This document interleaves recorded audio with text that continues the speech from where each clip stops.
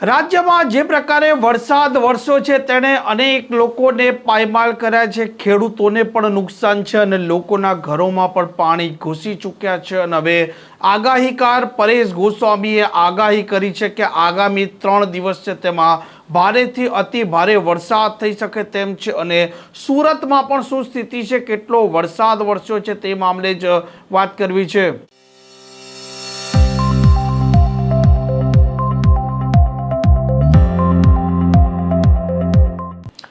નમસ્કાર, આપ જોઈ રહ્યા છો હોટલાઇન ન્યૂઝ અને હું છું આપની સાથે તોફિક ગાંચી. જે પ્રકારે ગુજરાતમાં ડીપ ડિપ્રેશન છે તે સક્રિય થઈ જે 5 આ સિસ્ટમો સક્રિય થવાના કારણે ગુજરાતમાં સાર્વત્રિક વરસાદ છે તે વરસી રહ્યો છે, પરંતુ અનેક એવા જિલ્લા છે તેમાં ભારેથી અતિ ભારે વરસાદ છે તેની આગાહી પરેશ ગોસ્વામી જે આગાહીકાર છે તેમણે કરી છે. અને આગામી 3 દિવસો છે તે અલગ અલગ જિલ્લામાં વરસાદ વરસી શકે તેમ છે, જેમાં દક્ષિણ ગુજરાત પણ છે, ઉત્તર ગુજરાત પણ છે, સૌરાષ્ટ્ર પણ છે, સાથે કચ્છનો ભાગ પણ છે. અને જે પ્રકારે સુરતમાં પણ 24 કલાકમાં 8 ઇંચ વરસાદ વરસ્યો છે તેને લઈને પણ વહીવટી તંત્ર અત્યારે સક્રિય બનેલું છે. સુરત શહેરની વાત કરો કે પછી સુરત જિલ્લાની વાત કરો, સૌથી વધારે વરસાદ અંબિકા તાલુકામાં થયો છે અને સુરતમાં પણ 5 ઇંચ વરસાદ છેલ્લા 24 કલાક છે તેમાં નોંધાવ્યો છે. અને ભારેથી અતિ ભારે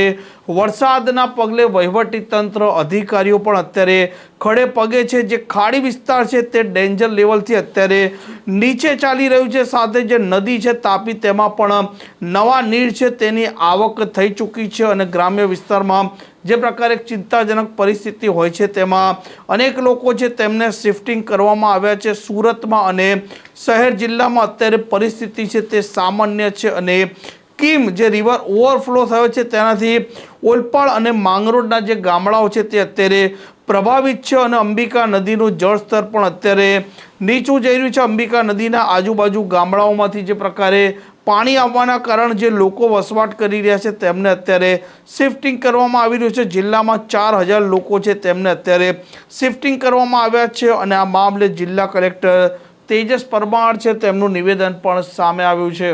સુરત શહેરમાં આપણે જાણીએ છીએ તેમ સુરત જિલ્લામાં 31 અને 1 તારીખ એમ બંને દિવસ રેડ એલર્ટ આપવામાં આવ્યું હતું, જેના અનુસંધાને ગઈકાલે સવારે 6 વાગ્યાથી લઈને આજે સવારે 6 વાગ્યા સુધી સુરત જિલ્લાના તમામ તાલુકાઓમાં નોંધપાત્ર વરસાદ થયો છે. એવરેજ જોઈએ તો આપણે 220 mm જેટલો વરસાદ તમામ તાલુકા અને શહેરનો મળીને થયો છે, એટલે કે લગભગ 8 ઇંચથી વધારે એવરેજ વરસાદ તમામ તાલુકામાં નોંધાયો છે. સૌથી વધારે વરસાદ જે છે અંબિકા તાલુકામાં લગભગ 565 mm 24 કલાકમાં નોંધાયો છે. તે સિવાય અન્ય તાલુકાઓમાં પણ લગભગ સરેરાશ જોઈએ તો 5 થી લઈને 15 ઇંચ સુધીનો વરસાદ જે છે અલગ અલગ જગ્યાએ નોંધાયો છે. સુરત શહેરમાં પણ આપણે જોઈએ તો લગભગ 5 ઇંચ જેટલો વરસાદ 24 કલાકમાં 5 થી 6 ઇંચ જેટલો વરસાદ નોંધાયો હતો. સવારે 6 વાગ્યાથી 10 વાગ્યાની સ્થિતિ જોઈએ તો સરેરાશ બહુ ઓછો વરસાદ આજે નોંધાયો છે, પરંતુ ફરીથી 10 વાગ્યા પછી અત્યારે નાઉકાસ્ટનું એક રેડ એલર્ટ આપવામાં આવ્યું છે. અને આજે પણ આઇસોલેટેડ પ્લેસીસ ઉપર heavy two very heavy rainfall થવાની સંભાવના સુરત જિલ્લાના અલગ અલગ ભાગોમાં થઈ છે. પરિસ્થિતિની વાત કરીએ તો ઓવરઓલ સુરત શહેરની જે તમામ ખાડી છે અત્યારે તો ડેન્જર લેવલની નીચે ચાલી રહી છે. ગઈકાલે અમુક ખાડીમાં ડેન્જર લેવલ આવ્યું હતું. ત્યારબાદ તાપી નદીની અંદર આપણે સિંગણપોર જે કોઝવે છે તે ઓવરફ્લો થવાના કારણે પાણી આવેલું છે. ઉકાઈ ડેમ છે તેની સ્થિતિની વાત કરીએ તો 333 ફીટનું જેનું રૂલ લેવલ છે એની સામે અત્યારે 320 ફીટ એમાં પાણી છે.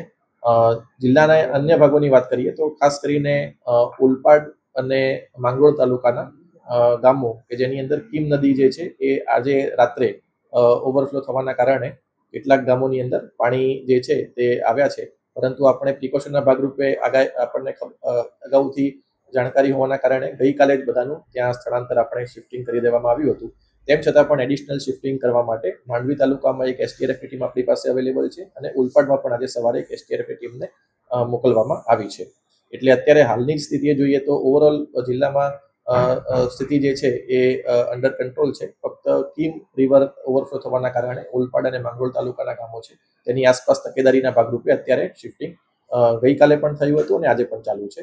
અને સાથે સાથે જે અંબિકા નદી છે તેનું સ્તર અત્યારે નીચે છે, પરંતુ તેમ છતાં પણ આપણે અંબિકા નદીની આસપાસના જે ગામો છે ત્યાંથી આપણે ગઈકાલે લોકોનું શિફ્ટિંગ કર્યું હતું. ઓવરઓલ જિલ્લાની અંદર સુરત શહેર સિવાય લગભગ 4,000 લોકોનું સ્થળાંતર આપણે ગઈકાલે કરવામાં આવેલું છે. એટલે સુરતમાં અત્યારે ગભરાવાની કોઈ જરૂર નથી, શું કહેશો તમે? સચેત હંમેશા આપણે રહેવું જ જોઈએ. આજે પણ મેં કીધું એમ રેડ એલર્ટ છે જ, એટલે તકેદારીના ભાગરૂપે આપણે તમામ શાળા કોલેજોને તો આજે બંધ રાખવામાં જ આવી છે અને હજુ પણ રેડ એલર્ટની સ્થિતિ છે, એટલે ભારેથી અતિભારે વરસાદની સંભાવના છે. કેટલાક જગ્યા ઉપર આઇસોલેટેડ પ્લેસીસ ઉપર આ થવાની સંભાવના છે, એટલે આપણે આજનો દિવસ પણ આપણે તકેદારીના ભાગરૂપે તમામે લોકોએ સાવચેત રહેવાની ખાસ જરૂર છે અને શક્ય જરૂરિયાત ના જણાય તો આપણે ઘરની બહાર નીકળવાનું ટાળવું જોઈએ. આ પ્રકારના સમાચાર માટે હોટલાઇન ન્યૂઝ ના ચેનલને લાઇક, શેર અને સબસ્ક્રાઇબ કરવાનું ભૂલતા નહીં. નમસ્કાર. આવા પ્રકારના વિડીયો તમને જોવા ગમતા હોય તો હોટલાઇન ન્યૂઝ ચેનલને લાઇક, શેર અને સબસ્ક્રાઇબ કરો.